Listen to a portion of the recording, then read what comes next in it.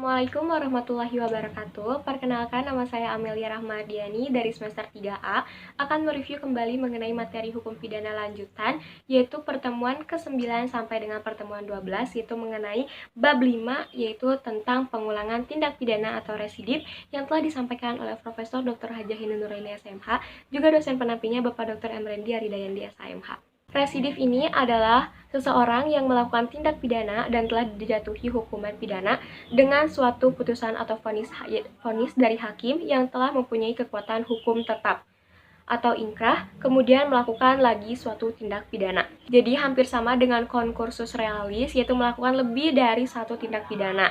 Perbedaannya adalah dalam residif ini telah ada putusan atau vonis hakim yang inkrah gitu, yang mempunyai kekuatan hukum yang tetap yang berupa pemidanaan terhadap tindak pidana sebelumnya. Nah, sedangkan dalam concursus realis itu belum ada putusan atau vonis dari hakim. Residip adalah alasan untuk pemberatan pidana. Nah, residip ini dibagi menjadi dua, yaitu ada residip yang bersifat umum dan juga yang khusus. Yaitu kalau yang umum semua tindak pidana disebut residip. Kalau yang khusus itu dianut di Indonesia. Tidak semua tindak pidana disebut residip. Syaratnya itu karena adanya waktu. Yang kedua, pidananya tetap. Dan yang ketiga, konsekuensinya adanya pemberatan. Konsekuensi adanya pemberatan. Nah, untuk di sini kita akan membahas mengenai residip khusus karena dianut di Indonesia. Residip khusus ini ada dua, ada kejahatan dan pelanggaran. Kejahatan diatur dalam buku 2 KUHP pidana umum dan pelanggaran buku 3 KUHP pidana umum. Dalam kejahatan ada tindak pidana yang sejenis, ada 11 pasal, yaitu tindak pidananya itu sama, dan juga ada tindak pidana kelompok jenis yang terdiri dari 3 pasal. Syarat dari residif adalah yang pertama, kejahatan yang diulang harus sama atau sejenis dengan kejahatan terdahulu.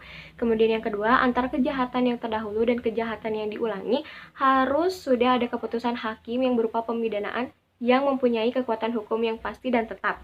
Yang ketiga, pelaku kejahatan dalam menjalankan kejahatannya harus merupakan pencaharian khusus untuk pasal 216, 303 bis, dan 393 syarat itu tidak ada.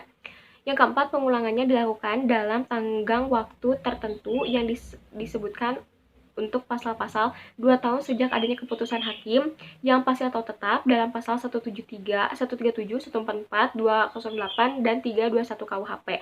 Kemudian 5 tahun sejak adanya keputusan hakim yang pasti atau tetap. Mungkin ada residip apabila keputusan hakim tidak berupa pemidanaan atau melainkan pembebasan dari segala tuntutan dan pelepasan dari segala tuntutan.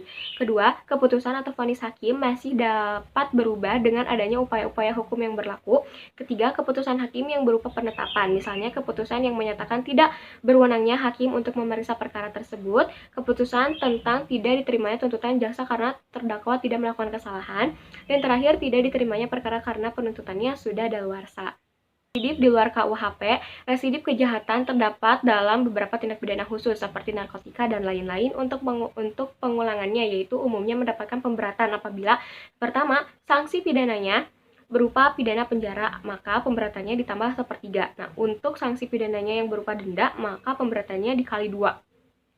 Kemudian residip pelanggaran, yaitu di luar KUHP terdapat dalam Undang-Undang Nomor 14 Tahun 1992 dan lain-lain dengan ketentuan pemberatannya yaitu tenggang waktu pengulangan beragam, yaitu ada yang 1 tahun dan ada yang 2 tahun. Untuk pemberatannya yaitu ditambah separuh sepertiga dan ada yang dilipat gandakan menjadi 2.